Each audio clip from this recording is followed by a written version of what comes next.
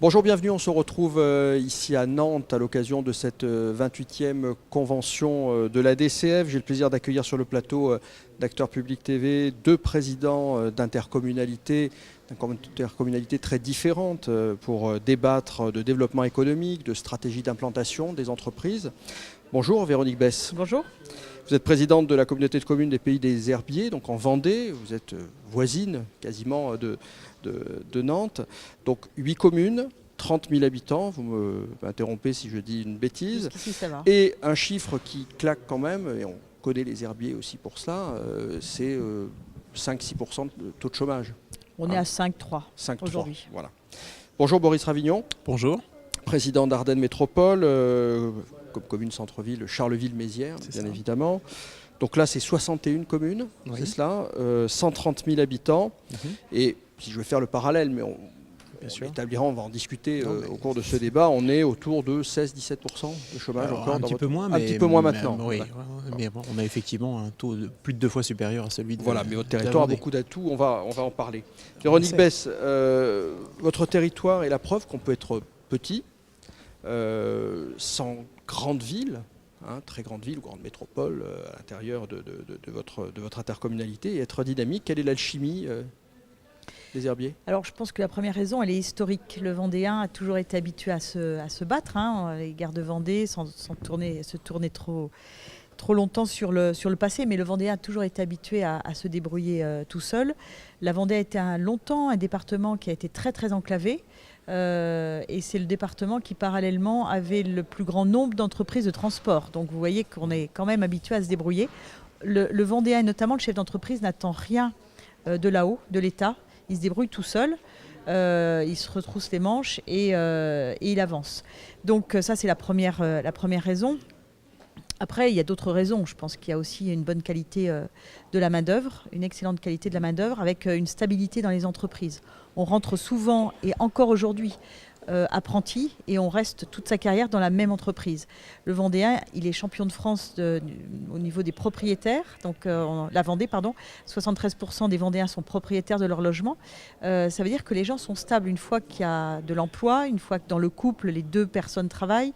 Ils achètent une maison, ils réhabilitent une maison et ils s'installent durablement dans une donc commune. On lit beaucoup souvent mobilité et dynamisme. Là, le Vendéen est plutôt pas Vendéen, très mobile. Le Vendéen circule peu. Voilà, il est fidèle à son entreprise et souvent il y rentre apprenti, comme je le disais, il termine sa carrière presque en haut de l'échelle.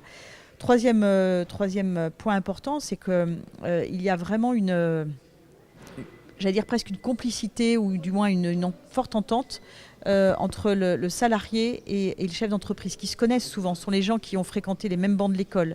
Donc il y a, je veux dire, un lien très fort et c'est pour ça qu'il y a très peu de conflits sociaux en Vendée.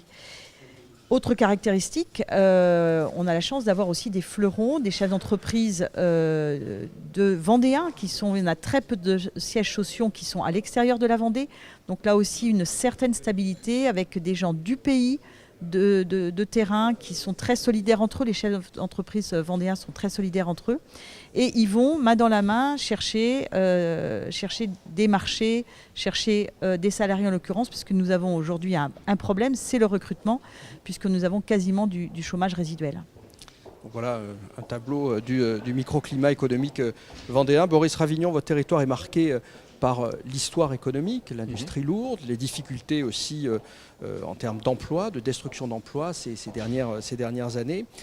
Pour endiguer cette tendance, je dirais, la solution, c'est de fédérer le territoire et de constituer d'une certaine manière une grosse agglo, parce que l'union fait la force. C'est un peu la stratégie qui a été la vôtre. Tout à fait, oui. Notre histoire économique, tout se passe bien jusqu'à la fin des années 70, début des années 80. À ce moment-là, effectivement, l'industrie ardennaise, comme l'industrie française, commence à connaître de vraies difficultés de compétitivité extérieure. Nous sommes un territoire très ouvert vers l'extérieur. Une grande partie des gens travaillent pour l'exportation depuis des générations. industries métallurgie, forge, fonderie. Nous sommes d'ailleurs le département qui concentre plus de la moitié des produits de forge et de fonderie de France. Donc on a une vraie spécialité dans ce domaine, un vrai savoir-faire.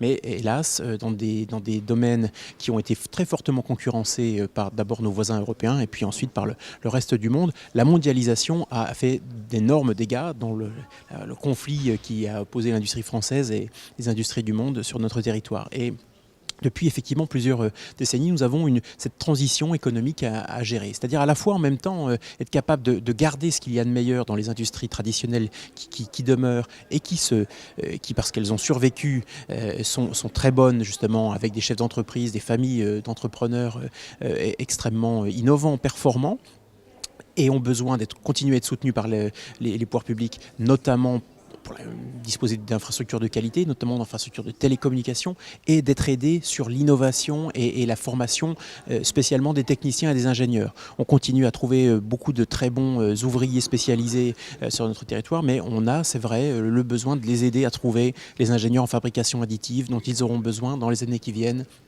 pour faire perdurer leur activité. Donc à la fois garder donc le meilleur des activités de la tradition et d'une part d'un socle industriel qui reste très important. Un tiers de la population active continue à être employée dans l'industrie, c'est un record presque national, et en même temps développer des relais d'activité économique. Et donc pour nous, très clairement, aujourd'hui, c'est le créneau de l'économie résidentielle que nous cherchons à cultiver et à développer. Pendant des années, l'économie productive a été rayonnante dans les Ardennes. Maintenant, il nous faut trouver ce moteur complémentaire qui a parfois été développé sur d'autres territoires. Alors, on parle là, bien sûr, du tourisme notamment. On est un département qui jouxte la Belgique, la Wallonie toute proche, et l'Ardenne belge est une région très touristique du Benelux. Elle est à quelques kilomètres de l'endroit où elle se trouve, mais il nous faut, nous, encore mettre en réseau les acteurs touristiques pour que cela fonctionne bien. Nos nuitées progressent. Alors, on est aujourd'hui pas encore un département de tourisme de masse, ou de tourisme important comme peut l'être la Vendée, mais très clairement on se positionne sur les week-ends et les vacances, et on a une belle progression de notre fréquentation. Donc on essaie de trouver, à côté de l'industrie qui reste importante, des relais de croissance. On va bénéficier, et on a bénéficié parce que nous avons su nous fédérer, justement, nous unir pour demander des infrastructures importantes. On parlait tout à l'heure d'enclavement. On a, nous aussi, en ce moment, la construction des derniers tronçons autoroutiers sous maîtrise d'ouvrage de l'État, 500 millions d'euros investis pour relier les Ardennes françaises justement aux Ardennes belges, nous mettre à Charleroi en particulier, à 45 minutes effectivement une des capitales de la Wallonie. Donc on se désenclave encore davantage, et on pense également que cette ouverture va nous permettre de développer des activités logistiques, des activités dans le domaine du transport. Nos voisins belges et les ports de Belgique et des Pays-Bas tout proches, on cherche toujours de nouveaux espaces pour se développer, des ports secs, et nous sommes aujourd'hui positionnés sur ces créneaux-là. C'est là encore un des secteurs qu'on espère voir se concrétiser par de nouvelles implantations dans les mois qui viennent. Véronique Besse, tel que vous nous avez décrit le développement économique de votre territoire, ça a l'air facile comme ça, mais j'imagine que l'action des pouvoirs publics, en particulier les pouvoirs publics locaux, les élus locaux, la communauté de communes, pèse aussi dans l'attractivité du territoire. Quelles sont vos actions concrètes que vous menez à l'échelle de la communauté de communes ? Alors en fait, notre développement économique repose sur 3 piliers que nous développons main dans la main avec les chefs d'entreprise. Le premier pilier, c'est, anticiper les nouvelles attentes des salariés des entreprises. Donc effectivement, nous sommes facilitateurs pour les entreprises, et nous créons tout ce que les entreprises et les salariés peuvent attendre. Tous les services de proximité liés à la petite enfance, liés à tous les besoins de la personne. Le cadre de vie aussi est important pour les salariés. On voit bien que même dans les entreprises aujourd'hui, on essaie toujours d'améliorer le bien-être au travail dont on parle beaucoup, les crèches d'entreprise, les salles de gym, etc., etc. Donc nous, on accompagne aussi au niveau de nos zones économiques tous ces services qui peuvent faciliter l'arrivée de nouveaux salariés, parce que c'est vraiment notre difficulté aujourd'hui, et conforter bien ceux qui sont au travail aujourd'hui déjà chez nous. On essaie aussi d'améliorer tout ce qui est voirie, circulation routière, désenclavement dans tout genre. Le numérique, bien sûr aussi. On sait bien que c'est aujourd'hui essentiel pour que de nouvelles entreprises viennent chez nous et pour que nos entreprises qui sont déjà implantées se développent. Donc nous sommes facilitateurs, nous essayons aussi d'anticiper avec des nouveaux métiers. Par exemple, nous venons de créer au niveau de la communauté de communes une pépinière qui est la première de Vendée au niveau première pépinière thématique sur l'économie verte pour développer tout ce qui peut se passer au niveau de l'économie verte, et Dieu sait si le marché est important pour les années à venir.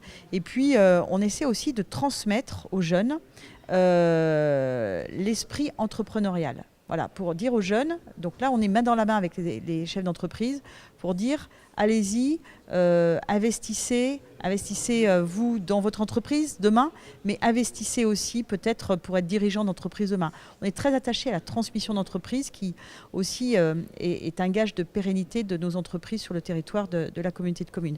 Et dernier point, on a vraiment ce souci de proximité avec les chefs d'entreprise. On se côtoie beaucoup. On leur parle de nos projets, ils nous parlent des leurs pour être vraiment en phase, pour être, encore une fois, main dans la main, pour affronter les difficultés de demain et pour aller prospecter, pour chercher encore des salariés nouveaux chez nous. Boris Ravignon, on sait que la compétence économique a été dévolue aux régions aujourd'hui. Vous appartenez à la région Grand Est, anciennement Champagne-Ardenne, non, pour votre territoire. Comment travaillez-vous avec cette immense région et quels sont les projets que vous avez avec la région pour aider ce territoire à s'en sortir ? Alors d'abord, pour nous, ça n'a pas été du tout la dilution que certains ont pu craindre. Parce qu'on s'est rapproché de gens qui ont finalement des caractéristiques très fortes pour nous et très importantes pour nous. D'abord, un attachement profond à l'industrie. Je crois que les Lorrains, comme les Alsaciens, ont une industrie extrêmement efficace, présente, dynamique. Et puis, l'importance du lien transfrontalier. Que ce soit nos amis lorrains vis-à-vis du Luxembourg ou de l'Allemagne, ou les amis alsaciens vis-à-vis de l'Allemagne et de la Suisse, eh bien, ils ont su tirer le meilleur partie aussi de la richesse et du dynamisme de leurs voisins. Donc ça, pour nous, Ardennais, on a rejoint, je dirais, une grande région dans laquelle ces deux caractéristiques sont aujourd'hui extrêmement présentes, bien développées. Et donc moi, j'en suis plutôt content. Probablement que les Champenois de l'ex-Champagne-Ardenne ont un avis un peu différent sur la chose, mais pour nous, Ardennais, la grande région est incontestablement un choix stratégique et un choix tout à fait favorable. Alors effectivement, la région aujourd'hui, elle nous aide et justement sur les investissements que nous réalisons pour aider l'industrie ardennaise à se perpétuer à l'avenir et à innover. Eh bien, il y a la création d'une plateforme unique en France qui a été l'occasion donné l'occasion d'une visite du président de la République au début de l'année 2017 sur la fabrication additive. Parce que c'est là où aujourd'hui on utilise de la matière, du métal ou du plastique, puis on en enlève une partie pour arriver à un produit, et bien là on part. C'est l'impression 3D de poudre, de l'utilisation de laser, et on va constituer la pièce sans finalement aucune déperdition de matière. Donc à l'ère du développement durable, c'est une révolution tout à fait importante. Et aujourd'hui, notre territoire se positionne à la fois en créant une plateforme technologique qui est partagée avec les entreprises, que nous avons soutenue avec l'aide aussi de la région et de l'État. Et puis la création à côté d'un campus universitaire centré sur la technologie, centré sur les technologies, qui est aujourd'hui le principal projet porté par Ardennes Métropole, 20 millions d'euros d'investissement sur le Charleville-Mézières pour accueillir à peu près 1000 à 2000 étudiants de plus dans les années qui viennent, justement centré sur la réponse aux besoins de l'industrie. C'est votre campus en 2019, je crois. Tout à fait, ouvrira ses portes en septembre 2019. On a donné le coup d'envoi du chantier il y a maintenant quelques semaines et nous sommes fortement aidés sur ce projet par la région et par le département des Ardennes. Véronique Besse, vous décriviez l'esprit vendéen tout à l'heure, qui se suffit à lui-même finalement. Les gens sont à la fois ouverts, mais en même temps, ils restent pas mal. C'est un peu le village gaulois, non ? Un peu les herbiers. Malgré ça, vous avez besoin, village gaulois prospère, vous avez besoin quand même de vous appuyer sur la région en matière de développement économique, puisque c'est, je le rappelais, une compétence qui a été renforcée par la loi NOTRe notamment. Alors, la caractéristique, effectivement, de nos entreprises, c'est qu'elles sont enracinées. Je pense que c'est aussi un atout, mais très tournées vers l'avenir. Elles innovent, elles sont quelquefois championnes du monde dans leur catégorie, sur des niches bien précises. Donc, elles ne sont pas centrées sur elles-mêmes, elles sont quand même ouvertes sur l'extérieur, bien évidemment. pour aller chercher des marchés et à la conquête du monde. La région, bien sûr, on en a besoin, puisque c'est elle qui maintenant s'occupe de tout le volet économique. Donc on a contractualisé avec la région pour les fameuses aides économiques notamment. Et on simplifie toutes ces aides, parce que le chef d'entreprise, quand il a un projet, il n'a pas le temps de se balader avec son petit cartable et son projet pour aller expliquer ce qu'il va faire. Donc on a dédié une personne qui est un développeur économique qui s'occupe de A à Z du dossier du chef d'entreprise et qui monte le dossier, qui l'accompagne dans ses rendez-vous et qui lui mâche vraiment le travail en lui indiquant les bonnes pistes, les bonnes portes, les bons numéros de téléphone. Et ça, je pense que c'est essentiel si on veut aller vite et se développer correctement. Parce que quelquefois, c'est un petit peu un labyrinthe parce que qui dit subvention de la région, on peut aussi accéder aux subventions de l'Europe, etc., etc.